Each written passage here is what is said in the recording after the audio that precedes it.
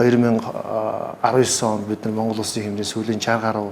ялангуяа нийслэл хотын хэмжээнд сүүлийн 60 гаруй жилийн хугацаанд анх удаага гэмт хэргийн гэмт хэрэг зөрчлийн хэмжээг бол 20-40% ингээд төрөл бүр дээр бууруулсан юм амжилттай байгаа. Энийг баттах ажлыг бол энэ 2020 оны ажлын төлөвлөгөөнд өгөн тусгасан гэж хэлж болно. Тухайлбал гэмт хэрэг зөрчлөөс урьдчилан сэргийлэх чиглэлээр ажиллаж байгаа хууль хяналтын байгууллага ялангуяа цагдаагийн албан хаагчдын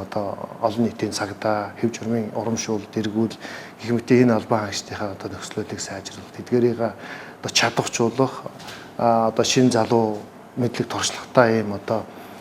боловсон хүчнээс сэлбэх сайжруулах ажлыг бол хийж явуулсан. За дээрээс нэмээд нэг бодлогын томоохон шийдвэр гарсан нь болохоор нийслэлийн хэмжээнд ажиллаж байгаа 1600 гаруй хэсгийн ахлагч нарыг эрх зүйн тэр чадвах чадамжинд бүрэн хангагдж байгаа хувь хүний хувьд ажиллах боломжтой ийм хүмүүсээр төрөх юм тухайн газар хорооны нутаг дэвсгэр дээр нь олон нийтийн цагдаагаар төр ажиллах ийм журмыг бол бас гаргасан байгаа. За энэ хүрээнд бол одоогийн байдлаар энэ 1500-600 гаруй хэсгийн хаалгач нараас одоогийн байдлаар 960 гаруй хүн олон нийтийн цагдаагийн үүргийг гүйцэтгэж ажиллаж байгаа. За энэ маань цагдаа цэрэг гэдэг утгаараа иргэдийг торгож ямар нэгэн байдлаар эрхийн хязгаарлах гэдгээс илүү тухайн газар нутгаар хэн амьдарч байна, ямар онцлог байна, хаана гэрэлтүүлэг байна, хаана эрсдэл учирч болох үс юм нөхцөл байдал байна гэдгийг мэдж байгаа учраас тэр хэмжээ тэр газар хэсэгт нь хяналт шалгалтыг зохион байгуулах зохицуулах иргэдэд тулж ажиллах гэх мэт ийм цагдаагийн байгууллагатай хамтарч ажилласнаар бол томоохон үр дүн гарсан болоо гэж харж байгаа. За дээрэс нь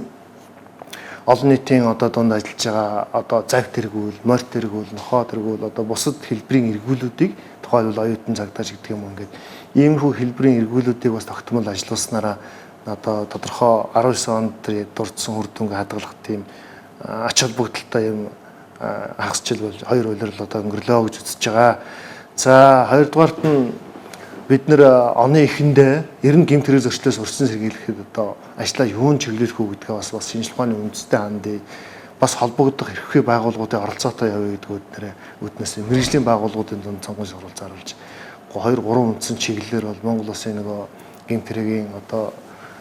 гэмт хэргийн дотор өндөр байр эзлээд идэг тэр гэмт хэргийн төрөл хэлбэрүүд дээр судалгааны ажлууд явуулсан байгаа. За энэ судалгааны ажлууд мэргэжлийн байгууллагууд хийсний үндсэн дээр тэдгээрээс гарсан зөвлөмж, үр дүнлэлтүүдийн хүрээнд бид нар бас гэмт хэргийнхээс урьдчилан сэргийлэх ажлыг чиглүүлж